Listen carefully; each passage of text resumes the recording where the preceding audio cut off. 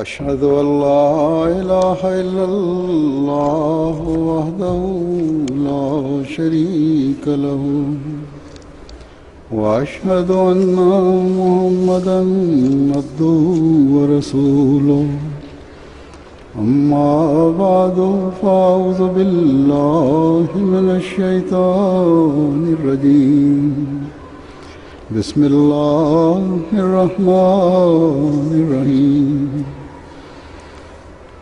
All the distinguished guests, Assalamu alaikum wa rahmatullah. Peace and blessing of Allah be upon you all.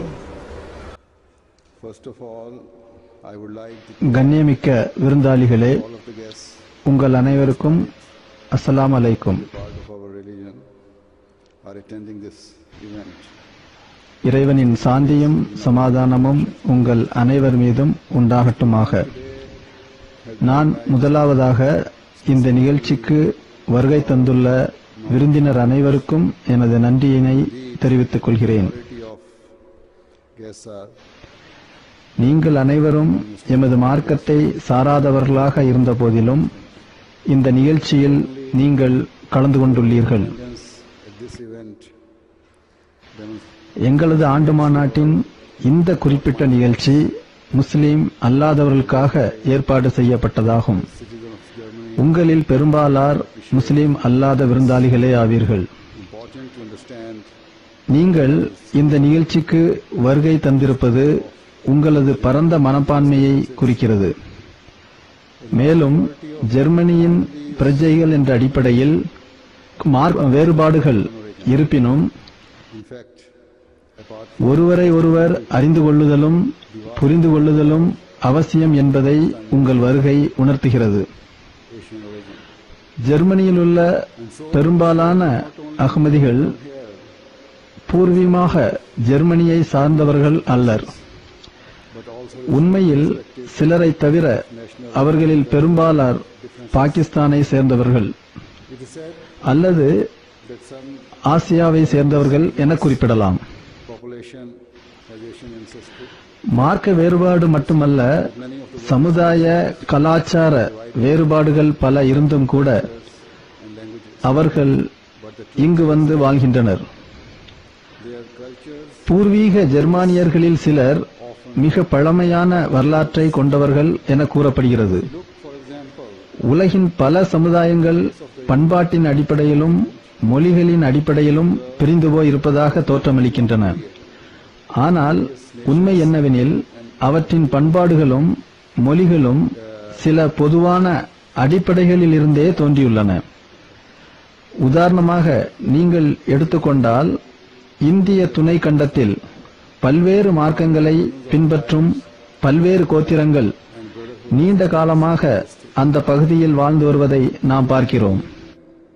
eras these distinct groups பாகிஸ்தானை எடுத்துக்கொண்டால் dozen கணக்கிலான கோத்திரங்கள் அங்கு உள்ளன. பல்வேறு காலகட்டங்களில் இந்த கோத்திரங்கள் ஒன்று சேர்ந்து ஒரு தேசத்தை உருவாக்கி விடுகின்றன. here in Germany, நாம் ஜெர்மனியை எடுத்துக்கொண்டால் பாகிஸ்தானிலிருந்து but there is no doubt that with the உலகின் பல்வேறு பகுதிகளில் இருந்தும் கூட இங்கு வந்த மக்கள் வசித்து வருகின்றனர். regardless of color and race will come to call ஆனால் காலப்போக்கில் இந்த மக்களின் குழந்தைகளும் பேர குழந்தைகளும் மொழியிலும் இனத்திலும் வேறுபட்டிருந்தாலும் கூட உண்மையான ஜெர்மனியர்களாக வாழ்ந்து வருகின்றனர் என்பதில் எந்த ஐயமும் இல்லை. and eating habits.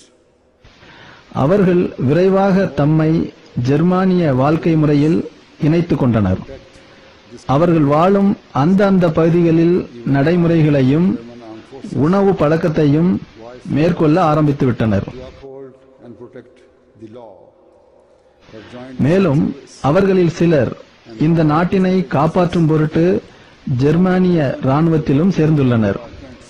மேலும் சிலர் ஜெர்மானிய சட்டத்தை அமல்படுத்தவும் பாதுகாக்கவும் சிவில் சர்வீஸ்களிலும் அரசு பணிகளிலும் இணைந்துள்ளனர். various trade and industries. Then there are immigrants மேலும் பலர் சமுதாய பணிகளில் ஈடுபட்டவர்களாக பல்வேறு துறைகளில் பணி செய்து வருகின்றனர். towards the scientific progress of the nation. மேலும் சிலர் பல்வேறு வணிகங்களை மேற்கொள்வதன் மூலமும் தொழிற்சாலைகளை அமைப்பதன் மூலமும் ஜெர்மனியின் பொருளாதார வளர்ச்சிக்கு உறுதுணையாக உள்ளனர். இங்கு குடியேறி வந்தவர்களில் இன்னும் சிலர் விஞ்ஞானிகளாக உள்ளனர். It is due to your relationship அதன் மூலம் இந்நாட்டின் விஞ்ஞான வளர்ச்சிக்கு அவர்கள் பாடுபடுகின்றனர். and who you become. இந்த எல்லா பணிகளும் செயல்களும் ஜெர்மன் நாட்டின் மீதான இந்த மக்களின் நாட்டு பற்றினையும் விசுவாசத்தையும் எடுத்துரைக்கின்றன. Attend today. It is my prayer அவர்களும் இந்த நாட்டு மக்களின் பயனுள்ள ஒரு பகுதியாவர் என்பதில் எவ்வித சந்தேகமும் இல்லை. that he continues to increase பல பாகிஸ்தானின் அகமதிகளும் இங்கு வந்து வாழ்ந்து இந்த நாட்டிற்கு தமது பங்களிப்பை செய்து வருகின்றனர். that these அவர்களின் சிலரை நீங்கள் கடந்த சில ஆண்டுகளாக தெரிந்திருப்பீர்கள். அந்த உறவின் காரணமாகவே இன்று நீங்கள் இங்கு வந்துள்ளீர்கள். உங்களது சிறந்த மனப்பாங்கினை இறைவன் நிலைநிறுத்தி வைப்பானாக என்பதுவே எனது பிரார்த்தனையாகும். restlessness in the society. மேலும் உங்களது இந்த பண்பின் நீங்கள் தொடர்ந்து முன்னேற வேண்டும். மேலும் அதனை செயல்படுத்த வேண்டும். மேலும் இந்த நாட்டிலிருந்து வந்துள்ள இந்த மார்க்கத்தை சேர்ந்துள்ள இந்த குடியேறிகள் ஜெர்மனியை சார்ந்தவர்களாக மாட்டார்கள் என்ற எண்ணம் உங்கள் மனதில் ஒருபோதும் தோன்றக்கூடாது. And no loyal German citizen can tolerate இந்த எண்ணம் தோன்றி வளர்ந்துவிட்டால் பிறகு அது சமுதாயத்தில் அமைதியின்மையை ஏற்படுத்திவிடும். high standing சின்ன சின்ன விஷயங்களே, சிறிய சிறிய சந்தேகங்களே பெரிய பிரச்சனைகளுக்கு இட்டுச் செல்கின்றன என்பதை நினைவில் கொள்ள வேண்டும். அவை ஒரு சில தனி நபர்களையோ அமைப்புகளையோ மட்டும் பாதிக்காத, மாறாக அவற்றின் காரணமாக country and always desire that it advances. முழு நாட்டினுடைய வளர்ச்சியும் பாதிக்கப்படும். ஜெர்மனியின் தற்போதைய வளர்ச்சிக்கும் உயர்தரத்திற்கும் வித்திட்ட தமது பெரும் முயற்சிகள் பாதிப்பிற்குள்ளாகி விடுவதை நாட்டுப்பற்றுமிக்க எந்த ஒரு ஜெர்மானியும் சகித்துக் கொள்ள மாட்டார். உண்மையில் தனது நாட்டை நேசிக்கின்ற ஒருவர் இதுபோன்ற செயலை சிந்திக்கவே மாட்டார். Kept faith and religion separate from politics. இந்த நாட்டில் வசித்து வருகின்ற அகமதி முஸ்லிம்கள் தமது இந்த நாடு முன்னேற்றம் காண்பதையே விரும்புகின்றனர். இந்த நாட்டில் குடிபெயர்ந்து வந்து ஜெர்மன் அரசால் And government are considered to be secular அங்கீகரிக்கப்பட்ட பிரஜையாகிவிட்ட ஒவ்வொரு அகமதி முஸ்லிமும் இந்த நாட்டிற்கு விசுவாசம் உள்ளவராக, பற்றுள்ளவராக நடந்து கொள்வது அவரது தார்மீக கடமை மட்டுமல்ல, அவர் பேண வேண்டிய மார்க்க கடமையும் அதுவே ஆகும். மேற்கத்திய நாடுகள் மார்க்கத்தை அரசியல் மற்றும் அரசாங்க விவகாரங்களை விட்டும் தனித்து வைத்திருப்பது அவர்களின் மிகச்சிறந்த பண்பாகும். adhering the name of a religious மார்க்கம் என்பது ஒவ்வொரு தனிநபரின் தனிப்பட்ட விஷயமாகும். அது அவருக்கும் இறைவனுக்கும் இடையிலான விஷயமாகும். without pausing to think or consider அரசியலும் அரசாங்கமும் மதச்சார்பற்றவையாக இங்கு கருதப்படுகின்றன. because of the acts மார்க்கமும் அரசும் தமக்கிடையில் எந்த பிரிவும் இல்லாமல் திகழ்ந்த முந்தைய காலகட்டங்களில் அதனால் தோன்றிய மோசமான விளைவுகளை பார்த்ததினாலோ அல்லது இன்றைய காலகட்டத்தில் in which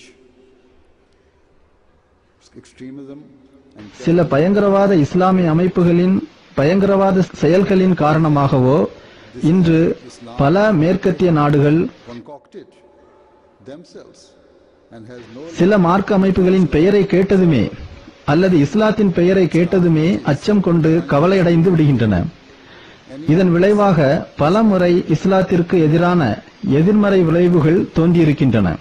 This principle is derived from the Holy Quran, which states சில இஸ்லாமிய அமைப்புகளின் செயல்களினால் இந்த எதிர்மறை விளைவுகள் பெரும்பாலும் நியாயப்படுத்தப்படுகின்றன. a person or for creating disorder in the land ஏனெனில் சில முஸ்லிம் அமைப்புகள் தமது செயல்களினால் இஸ்லாத்தை எந்த அளவு பயங்கரமான ஒன்றாக படம் பிடித்து காட்டுகின்றன என்றால் அதில் பயங்கரவாதமும் தீவிரவாதமும் ஆதிக்கம் செலுத்துகின்றன. ஆனால் உண்மை என்னவெனில் இது அவர்களாகவே கண்டுபிடித்துக் கொண்ட இஸ்லாம் ஆகும். உண்மையான இஸ்லாத்திற்கும் இதற்கும் எந்த சம்பந்தமும் இல்லை. இஸ்லாம் போதிப்பது என்னவெனில், அநீதியாக ஒருவரை கொலை செய்வது முழு மனித இனத்தையும் கொலை செய்வதற்கு சமமானதாகும். இந்த கருத்தை திருக்குர்ஆன் தெளிவாக கூறுகிறது. திருக்குர்ஆன் அதிகாரம் 5 வசனம் 33 இவ்வாறு வருகிறது: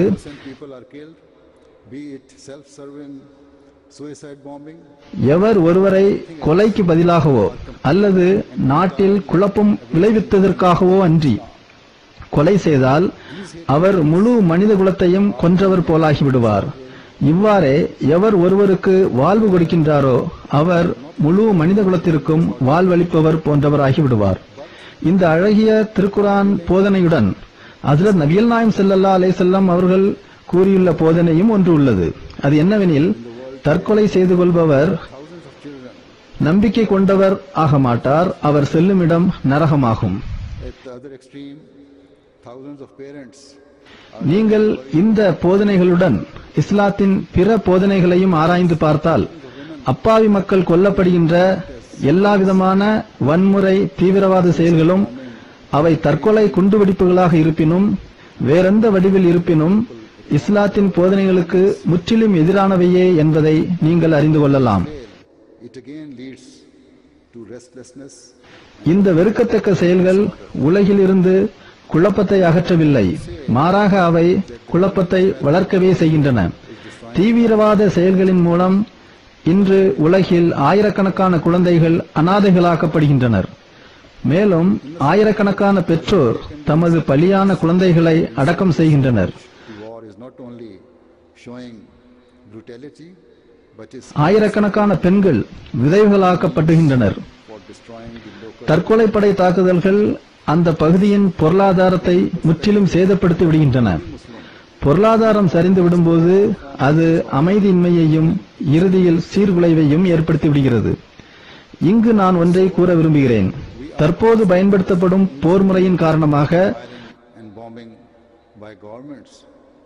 மனித தன்மைக்கு மாற்றமான முறையில் அந்த பகுதியில் வாழும் பொதுமக்கள் கொல்லப்படுகின்றனர். அப்பாவி மக்கள் கொல்லப்படுவதால் இந்த போர் முறை காட்டுமிராண்டித்தனமாக இருப்பதுடன்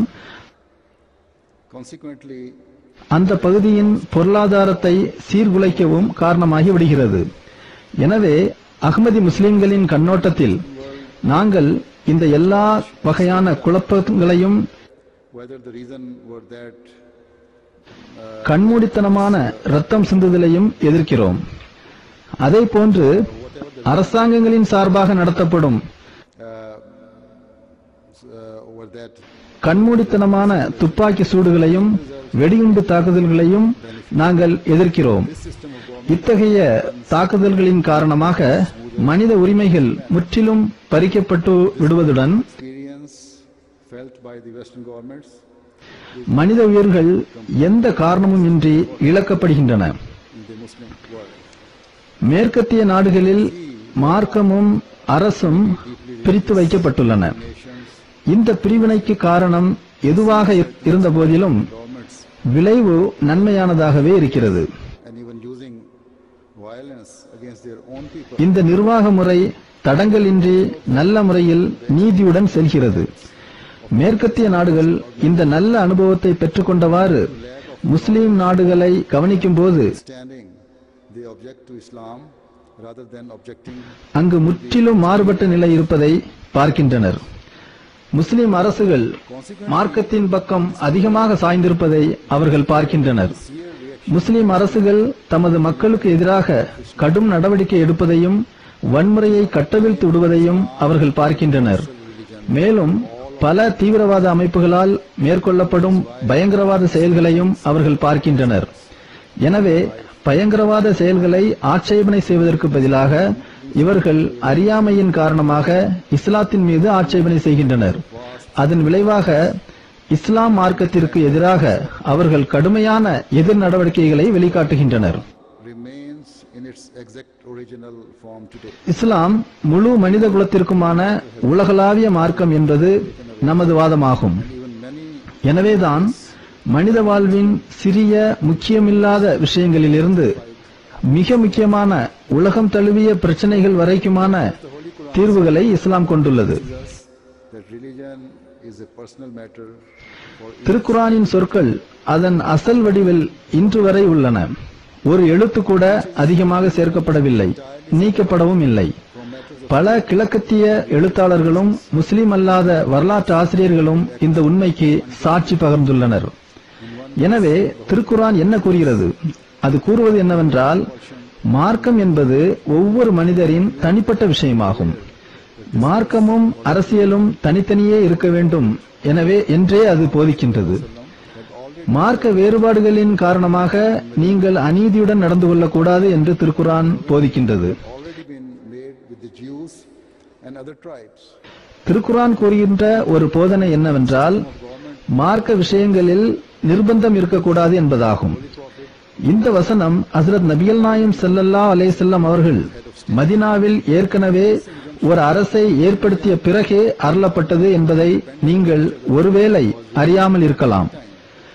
அப்போது அந்த நேரத்தில் மதீனாவில் வாழ்ந்த யூதர்களுடனும் பிற கோத்திரங்களுடனும் ஏற்கனவே ஒரு உடன்படிக்கை செய்யப்பட்டிருந்தது. ஏற்கனவே ஒரு நிர்வாக முறை நடைமுறையில் இருந்தது. அதில் ஹஸ்ரத் நபிகள் நாயகம் ஸல்லல்லாஹு அலைஹி வஸல்லம் அவர்கள் ஏற்கனவே நாட்டின் தலைவராக ஏற்றுக்கொள்ளப்பட்டிருந்தார்கள். அந்த காலகட்டத்தில்தான், அந்த சூழ்நிலையில்தான் மார்க்கமும் அரசும் தனித்தனியே இருக்க வேண்டும் என்ற போதனை அருளப்பட்டது. சரியானவையும் தவறானவையும் தெளிவாக விளக்கப்பட்டிருந்த அந்த நேரத்திலும் கூட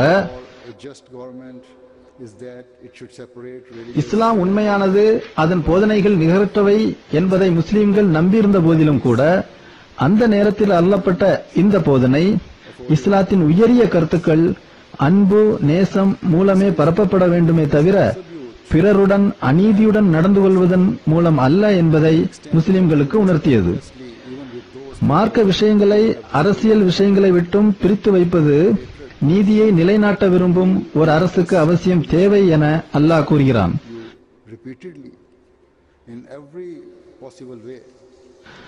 ஒவ்வொரு குடிமகனுக்கும் அவர்களுக்கு உரிய உரிமையை கொடுக்க வேண்டும்.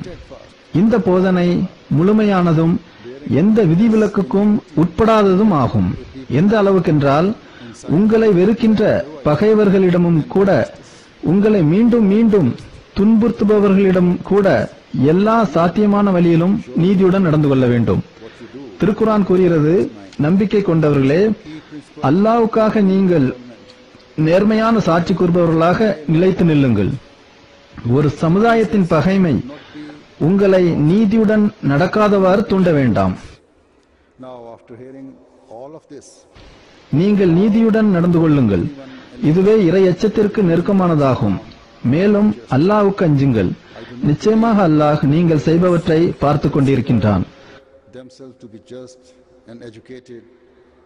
அதிகாரம் 5 வசனம் 9. இதுவே ஒரு அரசாங்கத்தை நடத்துவதற்கான முக்கியமான வழிகாட்டுதல் ஆகும். மார்க்கம் அரசியலில் எந்த பங்கும் வகிக்கக்கூடாது. மார்க்க வேறுபாடுகள் நீதியை நிலைநாட்டுவதற்கு ஒரு தடையாக இருக்கக்கூடாது. இஸ்லாத்தின் இந்த போதனைகளை கேட்ட பிறகு அவை நீதியை நிலைநாட்டவில்லை என எவர்தாம் ஆட்சேபிக்க முடியும்? தம்மை நியாயமானவர்கள் என்றும் கற்றறிந்த சிந்தனையாளர்கள் என்றும் கூறிக்கொள்பவர்கள் இஸ்லாத்தின் போதனைகளை தெரிந்த பிறகு அவை தவறானவை என கூறிவிடுவர் என்று நான் நம்பவில்லை. எந்த முஸ்லிம்கள், முஸ்லிம் அமைப்புகள் இஸ்லாத்தின் உண்மையான போதனைகளை பின்பற்றுவதில்லை என்பதை அடையாளம் கண்டு அவர்கள் தவறான வழியில் உள்ளனர் என கூறும் உரிமை ஒருவருக்கு இருக்கத்தான் செய்கிறது. எவர்கள் தவறான செயல்களை செய்கின்றனரோ அவர்கள் எந்த மார்க்கத்தை சேர்ந்தவர்களாக இருப்பினும் அவர்களை கண்டிக்க வேண்டும். இதுவே உண்மையான நீதியாகும். இதுவே சமாதானத்திற்கு இட்டுச் செல்லும். மேலும் இதன் மூலம் அன்பு, நேசம் ஆகியவை செழித்து வளரும்.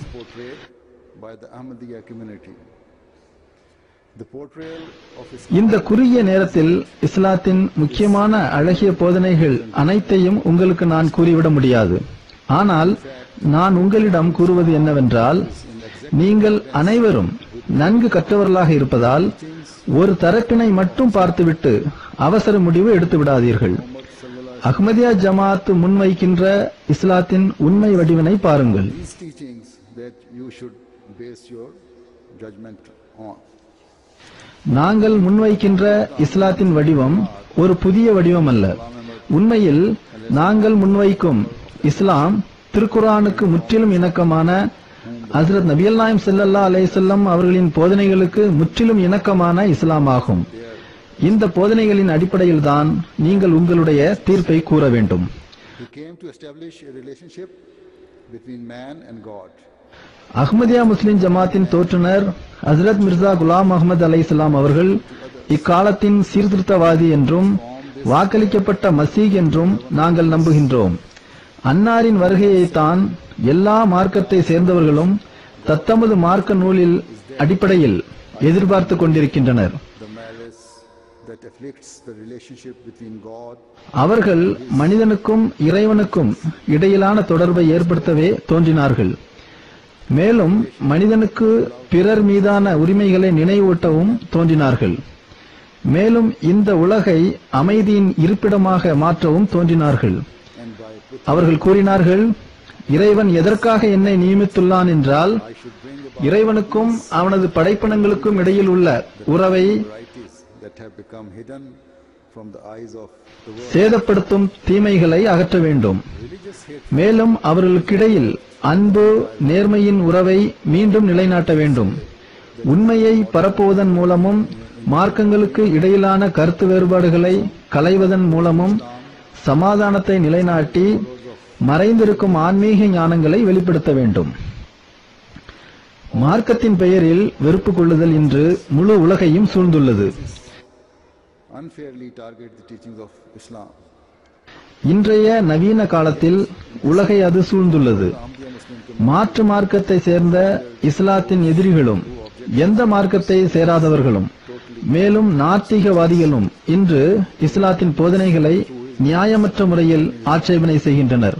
In which he has presented the beautiful teachings of Islam. இன்றைய காலத்தில் அஹ்மதியா முஸ்லிம் ஜமாத்தின் தோற்றுனர் இந்த அனைத்து ஆட்சேபனைகளுக்கும் தகுந்த விளக்கம் அளித்து இவர்களின் வாயை அடைத்து விட்டார்கள்.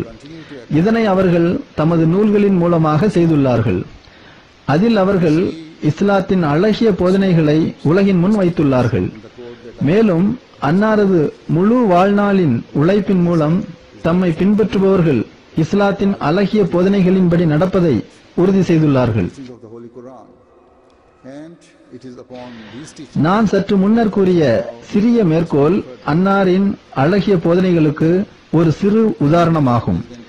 இருப்பினும் அவர்கள் கூறியது புதியது ஒன்றுமல்ல. மாறாக அந்த போதனைகள் அனைத்தும் திருக்குர்ஆனின் போதனைகளே ஆகும். மேலும் இந்த போதனைகளின் அடிப்படையிலே நான் எனது உரையை மேலும் தொடர்வேன். அஹ்மதியா முஸ்லிம் ஜமாத்தின் ஜெர்மன் நாட்டின் அமீர் உங்களிடம் உரையாற்றும்படி என்னிடம் கேட்டுக்கொண்டபோது தற்போதைய சர்ச்சையை குறித்தும் கூறும்படி கூறினார்கள். அதாவது, இஸ்லாம் ஜெர்மன் நாட்டிற்கு சொந்தமானதா, ஜெர்மனிக்கு இஸ்லாம் தேவைதானா என்பதை குறித்த சர்ச்சை தான் அது.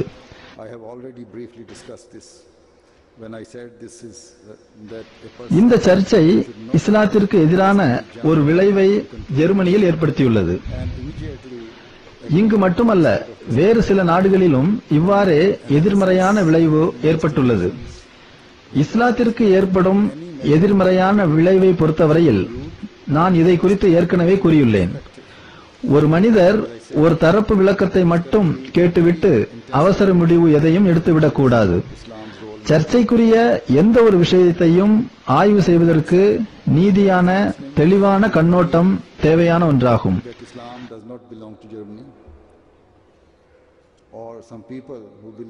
நான் கூறியபடி இந்த நாட்டில், அதாவது ஜெர்மனியில், இஸ்லாத்தின் பங்கு குறித்து ஒரு தீவிரமான சர்ச்சை செய்யப்பட்டு வருகிறது.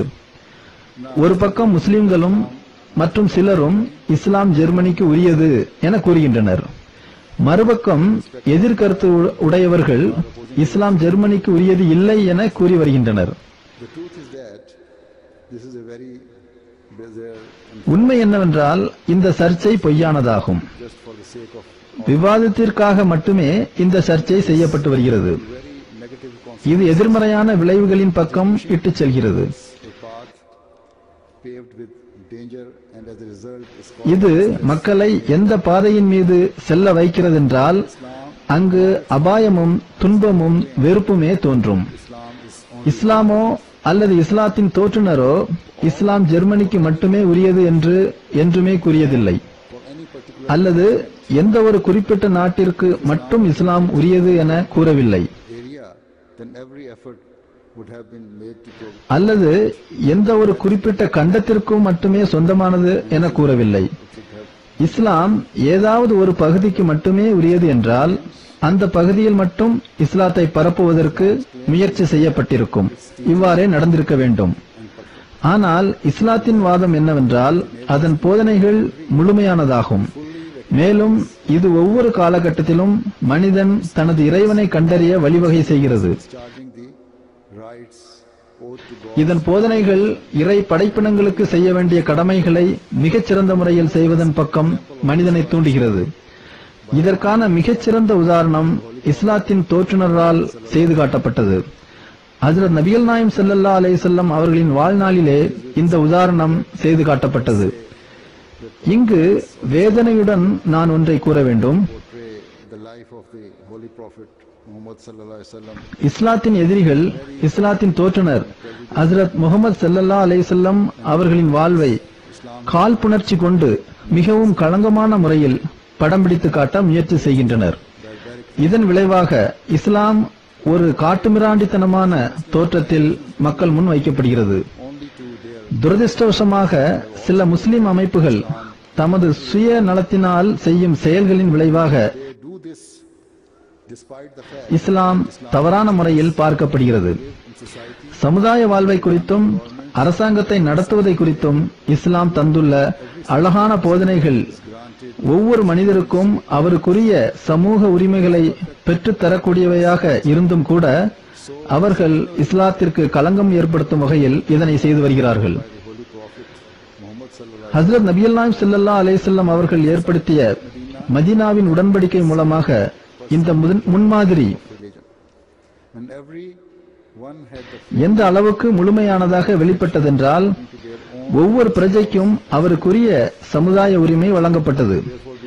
ஒவ்வொருவருக்கும் தத்தமது மார்க்கத்தை பின்பற்றவும் தத்தமது வேத நூலை பின்பற்றவும் முழு சுதந்திரம் தரப்பட்டிருந்தது. எனவே இங்கு நடைபெறுகிற இந்த சர்ச்சையானது அற்பமான உலகியல் அரசியல் ஆதாயத்திற்காகவே என்பது தெளிவாகின்றது. அதை தவிர அவற்றிற்கு எந்த பொருளும் இல்லை. எனவே எனது பார்வையில் இந்த சர்ச்சைகளுக்கு எந்த மதிப்பும் இல்லை. worried that Islam will be forced upon them. As I said earlier, சில ஜெர்மானியர்கள் தம்மை பூர்வீகவாதிகளாக கருதுகின்றனர். அவர்கள் மீது இஸ்லாம் திணிக்கப்படுவதாக நினைக்கின்றனர். நான் ஏற்கனவே கூறியபடி இஸ்லாம் எந்த ஒரு குறிப்பிட்ட பகுதிக்கோ நாட்டிற்கோ உரியது அல்ல. ஆம், இஸ்லாம் ஒரு வாதத்தை முன்வைக்கிறது. அது திருக்குரானில் தெளிவாக கூறப்பட்டுள்ளது. இந்த திருக்குரான் வசனத்தில் ஹஜ்ரத் நபிகள் நாயம் ஸல்லல்லாஹு அலைஹி வஸல்லம் அவர்களை நேரடியாக அழைத்து கூறப்பட்டுள்ளது. திருக்குரான் கூறுகிறது, கூறுவீராக, மக்களே, நான் உங்கள் அனைவருக்கும் அல்லாஹ்வால் அனுப்பப்பட்ட தூதராவேன்.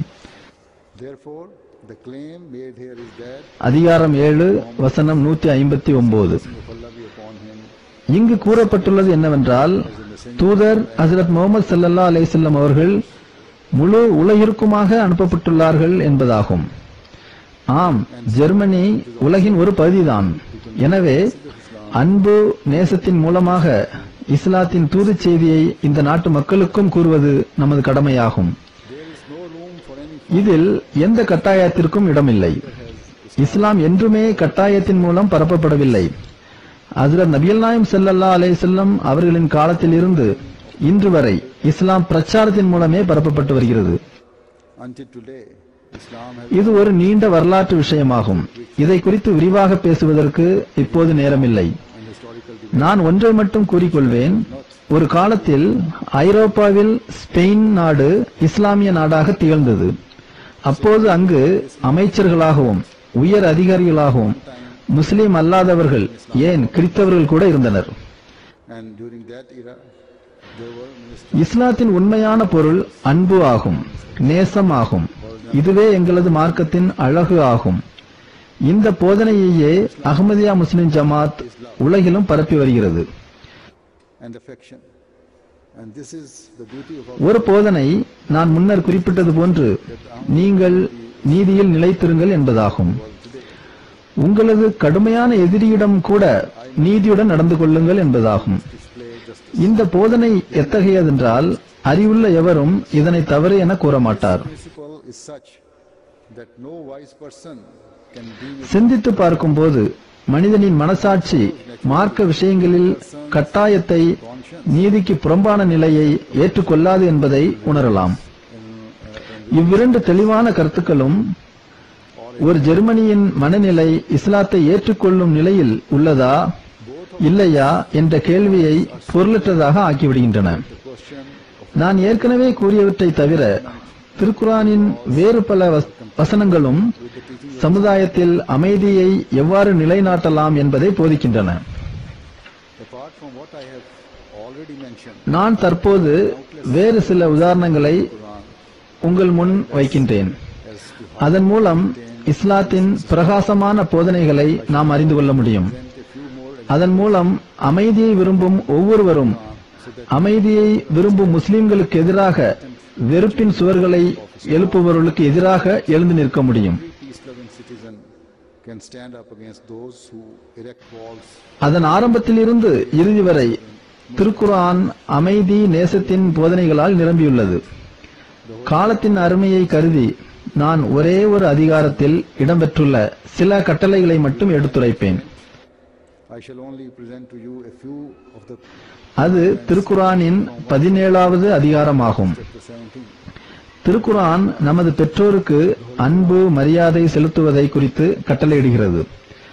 புதிதாய் பிறந்த ஒரு குழந்தை மேற்கொள்ளும் முதல் உறவு தனது தாய் மற்றும் தந்தையிடமே ஆகும். உண்மையில் இந்த உறவு குழந்தை பிறப்பதற்கு முன்பே கருப்பையில் 9 மாதங்கள் சுமக்கப்படும் போதே உருவாகிவிட்டது. இந்த 9 மாதங்களில் தாய் பல்வேறு துன்பங்களுக்கு ஆளாகிறாள். When he is carried in the womb of his mother. எனினும் அவளுக்கு ஏற்படும் வலியையும் துன்பங்களையும் மிக்க மகிழ்ச்சியுடன் ஏற்றுக்கொள்கிறாள். எனவே குழந்தை பிறப்பதற்கு முன்பே Yet this pain and difficulty she bears தாய்க்கு தனது குழந்தையின் மீதான அன்பு அவளது உள்ளத்தில் உருவாகிவிடுகிறது. before the child is born. இதிலிருந்து தெரிவது என்னவென்றால் இந்த அன்பு மிக்க தூய்மையானதும் தன்னலம் கலக்காததும் ஆகும். It is clear that the parental relationship is எனவேதான் நம்மை படைத்த நம்மை பராமரிக்கின்ற நமது இறைவன் இறை வணக்கத்திற்கு அடுத்தபடியாக நமக்கு கட்டளையிடுவது என்னவென்றால் ஒரு மனிதன் தனது பெற்றோரிடம் ஒரு குழந்தையிடம் நடந்து கொள்வது போன்று பரிவு காட்ட வேண்டும் என்பதாகும். எல்லா விஷயத்திலும் பெற்றோருடன் நேசத்துடன் அன்புடன் நடந்து கொள்ள வேண்டும். இது தொடர்பாக திருக்குர்ஆன் கூறுகிறது, அவர்களுள் ஒருவரோ அல்லது இருவருமோ உம்முடைய வாழ்நாளில் முதுமை அடைந்து விட்டால் அவர்களிடம் சி என்று கூட சொல்லாதீர். அவர்களை ஏசவும் வேண்டாம். அவர்களுடன் மிகச்சிறந்த முறையில் உரையாடுவீராக. அதிகாரம் 17 வசனம் 24. expressive of disgust, nor reproach them. மேலும் திருக்குர்ஆன் கூறுகிறது, அவர்கள் மீது கருணையின் இறக்கையை விரிப்பீராக. மேலும் என் இறைவா, நான் சிறுவனாக இருந்தபோது இவர்கள் என் மீது கருணை காட்டியது போன்று நீ இவர்கள் மீது கருணை காட்டுவாயாக என பிரார்த்திப்பீராக. And say, my Lord, have mercy on them, even அதிகாரம் 17 வசனம் 25. my childhood. எந்த ஒரு சமுதாயமும் இப்படிப்பட்ட அழகிய போதனையை மறுக்க முடியுமா? எந்த ஒரு சட்டமும் உனது பெற்றோரிடம் சிறந்த முறையில் நடந்து கொள்ள கூடாது என கூற முடியுமா? நிச்சயமாக முடியாது. ஆனால் திருக்குர்ஆனில் இறைவன் பெற்றோருக்கு கண்ணியமளிக்க கட்டளையிட்டிருப்பதை போன்று கண்ணியமளிக்குமாறு கூறுகிற மனிதனால் உருவாக்கப்பட்ட ஒரு சட்டத்தையோ நடைமுறையையோ நீங்கள் எவ்வளவு தேடி பார்த்தாலும் காண முடியாது. God Almighty has afforded them in the Holy Quran. அன்பு, நேசம், கருணை ஆகியவற்றின் முதல் பாடம் தொட்டிலில்தான் ஆரம்பிக்கிறது என்ற உண்மையை இறைவனே நமக்கு கற்றுத்தந்துள்ளான். வளர்ந்த நாடுகளைச் சேர்ந்த மக்கள் இந்த உலகளாவிய உண்மையை அறிந்து கொண்டால் முதுமை அடைந்தவர்களின் துயரங்கள் நிரந்தரமாக நீக்கப்பட்டுவிடும். மேலும் அல்லாஹ் திருக்குரானில் கூறுகிறான், able to understand this universal truth, then the anxieties மேலும் நெருங்கிய உறவினருக்கும் ஏழைக்கும் வழிபோக்கருக்கும் அவர்களுக்குரிய உரிமையை கொடுப்பீராக, மேலும் உமது செல்வத்தில் வீண் விரயம் செய்யாதிருப்பீராக. அதிகாரம் 17 வசனம் 27. சமுதாயத்தில் அமைதியையும் நேசத்தையும் நிலைநாட்டுவதற்கு தேவையான இரண்டாவது போதனை இதுவாகும். this is the second principle to establish peace and love in society. ஒரு குழந்தை தனது பெற்றோரின் வீட்டிலிருந்து வெளியில் வரும்போது Contact with his அது தனது நெருங்கிய நண்பர்களையும் உறவினர்களையும் சந்திக்கிறது. எனவேதான் அவர்களின் உரிமைகளையும் பேண வேண்டும் என கூறப்பட்டுள்ளது. one clarification I would make here ஒரு விஷயத்தை நான் தெளிவாக்க விரும்புகிறேன். is the discharging இஸ்லாமிய சட்டங்களின் அடிப்படை பிறரது உரிமைகளை நிறைவேற்றுவதில் உள்ளது. or worldly law பொதுவாக மனிதன் இயற்றும் சட்டங்கள் on fulfill and satisfy சுயநலத்தை பூர்த்தி செய்யுமாறே வடிவமைக்கப்படும். ஒட்டுமொத்த நலனை அவை பொருட்படுத்துவதில்லை. அந்த சட்டங்கள் உரிமைகளை பெறுவதற்காக அமைக்கப்படுமே தவிர உரிமைகளை கொடுப்பதற்காக அமைக்கப்பட்டிருக்காது. have the rights rather than to give the rights. ஒருவர் தனது உரிமைகளை பெறுவதில் மட்டும் கவனமாக இருந்தால் அவர் அநீதி இழைத்துவிட சாத்தியமுள்ளது. ஆனால் ஒருவர் பிறரது உரிமைகளை கவனத்தில் கொள்ளும்போது ஒரு தியாக உணர்வு அவர் உள்ளத்தில் இயற்கையாகவே தோன்றிவிடுகிறது. Mind the rights of others, then a spirit உண்மை என்னவென்றால் தியாகங்கள் புரிவதற்கு தயாராக இருப்பது மட்டும்தான் நேசமும் அமைதியும் பரவுவதற்கான ஒரே உத்தரவாதமாகும். guarantee the spread of love and peace.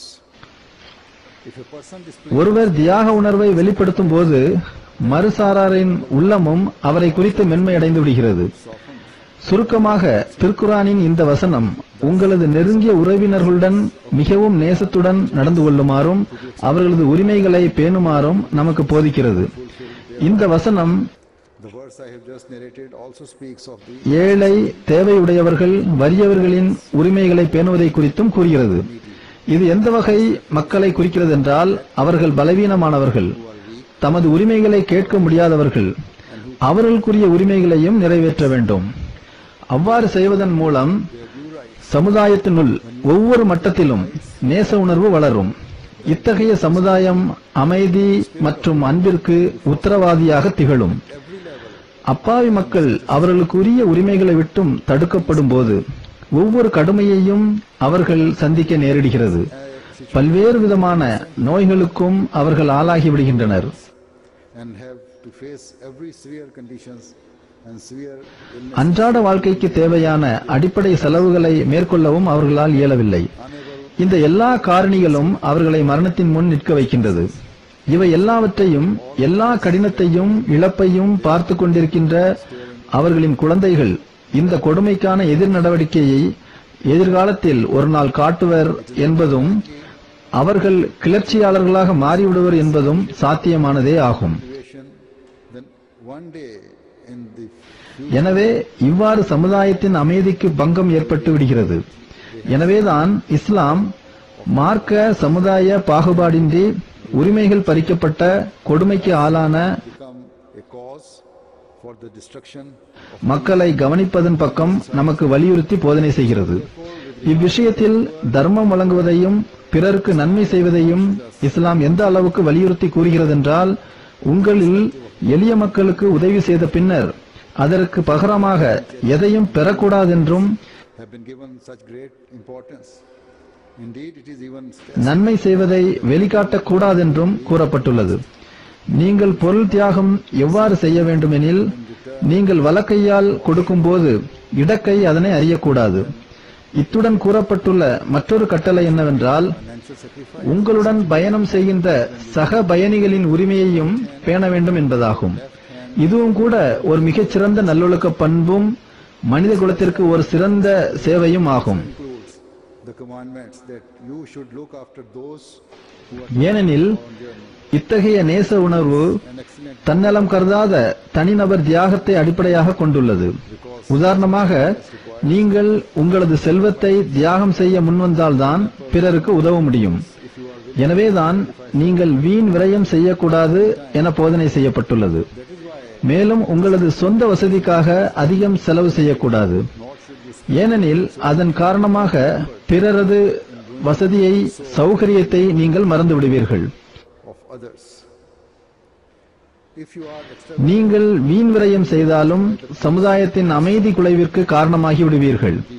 அதனால் இறைவனின் பார்வையில் பாவியாகி விடுவீர்கள்.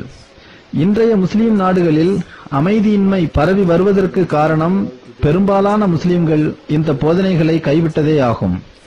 பணக்காரருக்கும் ஏழைக்கும் இடையிலுள்ள இடைவெளி கூடிக்கொண்டே போகிறது. சமுதாயம் பிரிவினைக்கு ஆளாகிவிடுகிறது. இஸ்லாத்தின் இந்த அழகிய போதனைகளை பின்பற்றினால் அமைதியின்மையை தவிர்த்து விடலாம். அடுத்து நான் குழந்தைகளின் உரிமையை குறித்து கூறுகிறேன். அது குறித்தும் திருக்குர்ஆன் மிக அழகிய முறையில் எடுத்து கூறுகிறது. குழந்தைகளின் கல்வி, நல்லொழுக்கம் குறித்த பொறுப்பு பரந்த சமுதாயத்தின் மீதும் ஒவ்வொரு தனிநபரின் மீதும் சுமத்தப்பட்டுள்ளது. திருக்குர்ஆன் கூறுகிறது, வறுமைக்கு அஞ்சி குழந்தைகளை கொலை செய்யாதீர்கள். நாமே அவர்களுக்கும் உங்களுக்கும் உணவளிக்கின்றோம். அவர்களை கொலை செய்வது நிச்சயமாக பெரும் பாவமாகும். அதிகாரம் 17 வசனம் 32. இங்கு குழந்தைகளின் கல்வி, நல்லொழுக்க மேம்பாட்டிற்கான பொறுப்பு பெற்றோரிடம் ஒப்படைக்கப்பட்டுள்ளது. இது அவர்கள் மீது சுமத்தப்பட்ட பெரிய பொறுப்பு ஆகும்.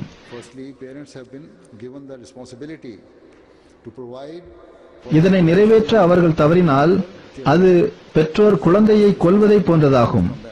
குழந்தைகள் பெற்றோரின் சந்ததி மட்டுமல்ல, நாட்டுக்குரிய சொத்தாகவும் அவர்கள் இருக்கின்றனர். உண்மையில் அவர்கள் பெற்றோரிடம் ஒப்படைக்கப்பட்டுள்ள தேசத்தின் அமானிதங்களாவர். ஒரு குழந்தை அழகிய முறையில் வளர்க்கப்படுவது தேசத்தின் எதிர்கால வளத்திற்கும் முன்னேற்றத்திற்கும் ஒரு உத்தரவாதமாகும். எனவேதான் பெற்றோர் மீது இந்த பொறுப்பு சுமத்தப்படுகிறது. அவர்கள் சுயநலத்தின் காரணமாக தமது குழந்தையின் வளர்ப்பில் தயக்கம் காட்டக்கூடாது. மேலும் குழந்தையின் கல்வி விஷயத்தில் கவனம் செலுத்த தமக்கு நேரமில்லை என்ற காரணமும் கூறக்கூடாது. பெற்றோர் இவ்வாறு கவனக்குறைவு காட்டினால் திருக்குர்ஆன் மிக தெளிவாக கூறுகிறது, இத்தகைய பெற்றோர் குழந்தையை கொலை செய்கின்றனர்.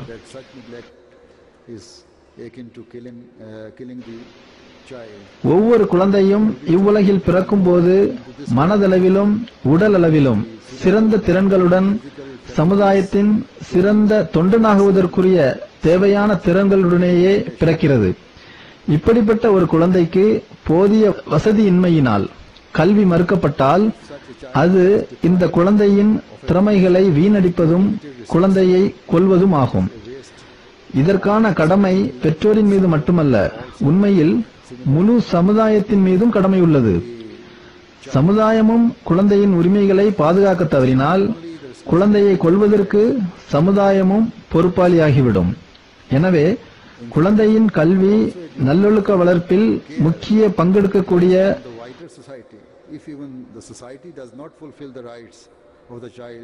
பெற்றோரும் முழு சமுதாயமும் குழந்தை வளர்ப்பில் கடமைப்பட்டவர்களாவர். ஒரு வளர்ந்து வருகின்ற, முன்னேறி கொண்டிருக்கின்ற நாட்டின் உண்மையான வளம் அதன் குழந்தைகளாவர். எனவே அவர்களை நன்கு கவனிக்க வேண்டும். இதை நீங்கள் செய்ய தவறினால் குழந்தைகள் நாட்டின் வெற்றிக்கு காரணிகளாக அமைவதற்கு பதிலாக நாட்டின் அழிவிற்கு காரணமாகி விடுவர். அவர்களின் வாழ்க்கை அழிக்கப்பட்டுவிடும். இதைத்தான் கொல்லுதல் என கூறப்பட்டுள்ளது. அவர்களின் மரணத்திற்கு முதல் காரணம் பெற்றோர்களாக இருப்பினும் அரசும் சமுதாயமும் இதற்கு பெருமளவில் பொறுப்பாளிகளே ஆவர். இறைவனின் பார்வையில் இவர்கள் அனைவரும் தண்டனைக்குரியவர்களே ஆவர். இதிலிருந்து தெளிவாக தெரிவது என்னவென்றால், இஸ்லாம் நிகழ்காலத்தின் தேவையை மட்டும் கருத்தில் கொள்ளாமல் எதிர்கால சந்ததிகளின் முழு பாதுகாப்பிற்கான தேவைகளையும் எடுத்துக் கூறுகிறது. மிகவும் முன்னேறிவிட்டதாக கருதி கொள்ளும் இன்றைய உலகம் இந்த முக்கிய கருத்தை தற்போது புரிந்து கொண்டிருக்கலாம். ஆனால் 1400 வருடங்களுக்கு முன்பே இஸ்லாம் இந்த கருத்தை வலியுறுத்தி கூறிவிட்டது.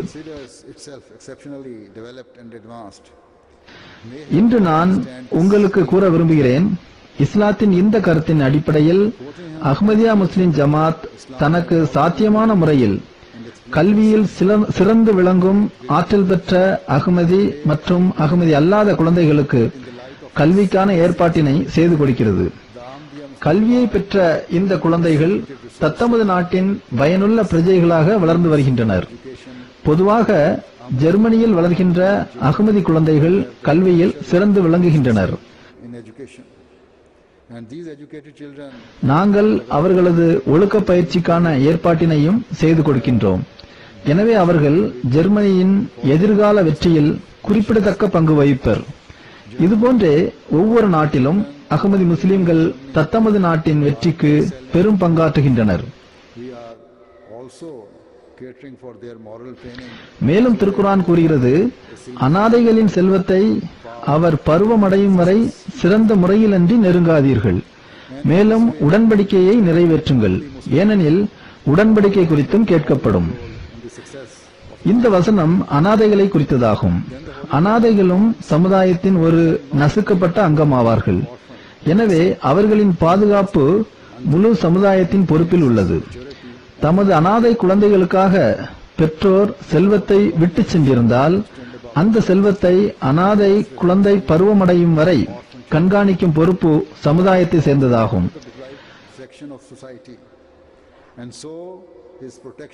அனாதையின் பாதுகாவலர்கள் செல்வந்தர்களாக இருப்பின் அவர்களே தேவைப்படும் செலவினை ஏற்றுக்கொள்ள வேண்டும். இல்லை என்றால் இந்த பொறுப்பினை அரசாங்கம் அல்லது சமுதாயம் நிறைவேற்ற வேண்டும்.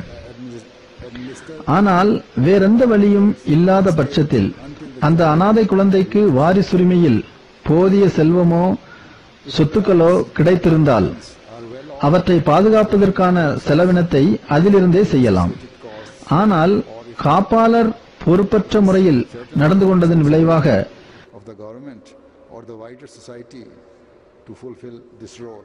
குழந்தை பருவமடையும் போது அதன் அனைத்து செல்வமும் வீணடிக்கப்பட்டிருக்கும் நிலை ஏற்படக்கூடாது.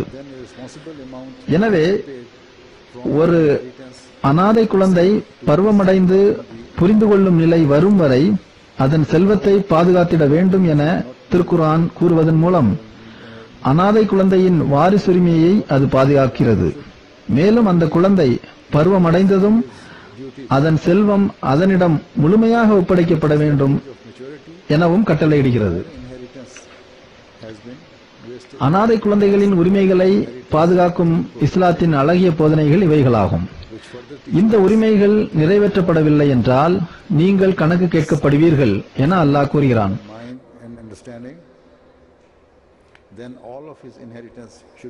மேலும் திருக்குர்ஆனின் போதனை என்னவென்றால் வியாபாரத்தின் எல்லா விஷயங்களிலும் நேர்மையுடன் நடந்து கொள்ள வேண்டும் என்பதாகும்.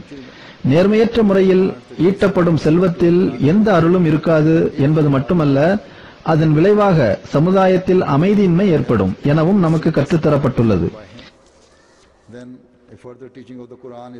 இது தொடர்பாக திருக்குர்ஆன் கூறுகின்றது, நீங்கள் நிறுத்து கொடுக்கும் போது சரியான தராசை கொண்டு முழுமையாக நிறுங்கள். இதுவே சிறந்ததும் நல்ல முடிவினை தரக்கூடியதும் ஆகும். அதிகாரம் 17 வசனம் 36. உலக வணிகம், தொழிற்கூடம் மற்றும் வியாபாரங்களில் நேர்மையுடன் நடந்து கொள்வதே வெற்றிக்கு திறவுகோலாகும் என்பதை நான் மீண்டும் கூறிக்கொள்கிறேன்.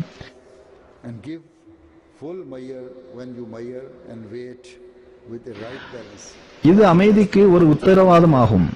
மேலும் மக்களுக்கிடையில் மிகச்சிறந்த உறவு மலர்வதற்கும் இது ஒரு உத்தரவாதமாகும். அடுத்து அல்லாஹ் மிகச்சிறந்த நட்பண்புகளை பெறுவதன் பக்கம் நமது கவனத்தை திருப்புகிறான்.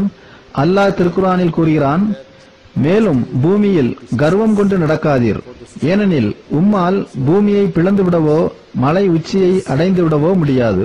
அதிகாரம் 17 வசனம் 38. மிகப்பெரிய நட்பண்பு தாழ்மை குணமும் எளிமையும் ஆகும் என்பதை இந்த வசனம் நமக்கு போதிக்கிறது. நாம் எல்லாவித கர்வத்தில் இருந்தும் விடுபட வேண்டும். அறிவை குறித்த கர்வமாக இருப்பினும்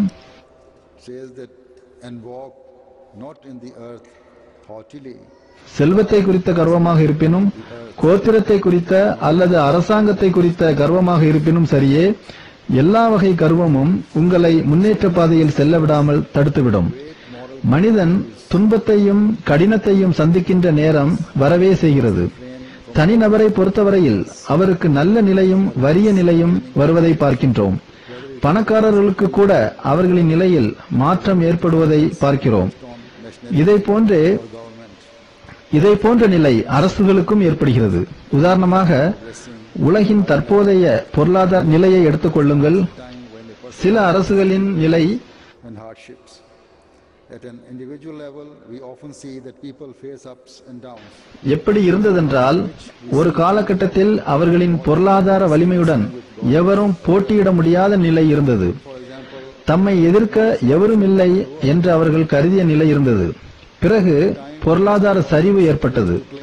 சில வருடங்களுக்கு பிறகு கூட உலகம் பொருளாதார சரிவின் பிடியில் கீழ்தான் உள்ளது. And it seemed as though they felt மேலும் நாம் பார்க்கிறோம், பல இயற்கை பேரழிவுகள் ஏறத்தாழ தினந்தோறும் தோன்றிய வண்ணம் உள்ளன.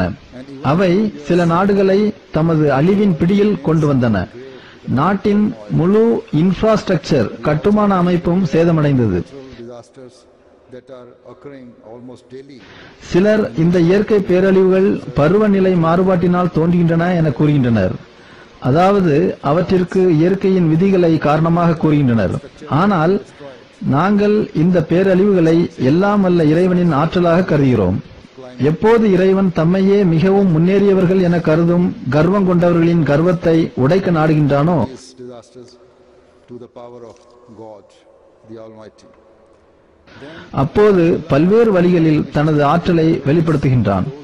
எனவே எந்த நாடுகள் தம்மை பாதுகாப்பில் இருப்பதாக கருதுகின்றனவோ அவை பாதுகாப்பில் இல்லை என்பதை விளங்கிக் கொள்ள வேண்டும். எவர் சரியாக உள்ளார், எவர் தவறில் உள்ளார் என்று முடிவு செய்து கொண்டிருப்பதை விட்டுவிட்டு உலகம் இறைவனின் உதவியையும் வழிகாட்டுதலையும் அவனது பாதுகாப்பையும் தேட வேண்டும். அவனது பாதுகாப்பு ஒன்றே மனித குலத்திற்கு உண்மையான மனித நேயத்தின் வழியில் இட்டுச் செல்ல முடியும். This protection that can lead mankind in the true path of humanity. In this short time, இந்த குறுகிய நேரத்தில் இந்த சில கருத்துக்களை உங்கள் முன் வைத்தேன்.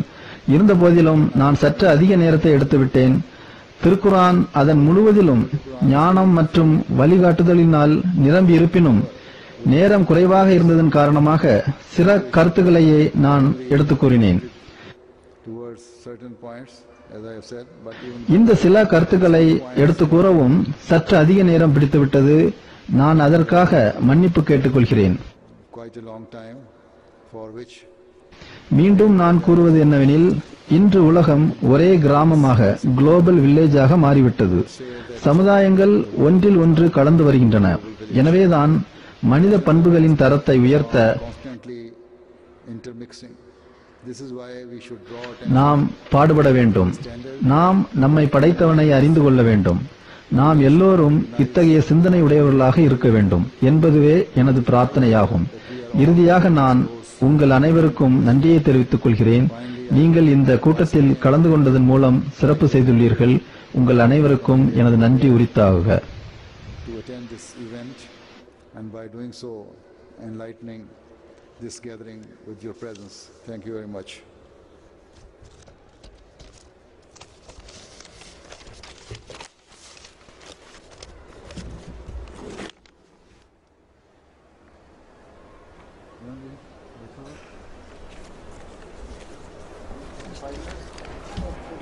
Huh? 42? It's okay.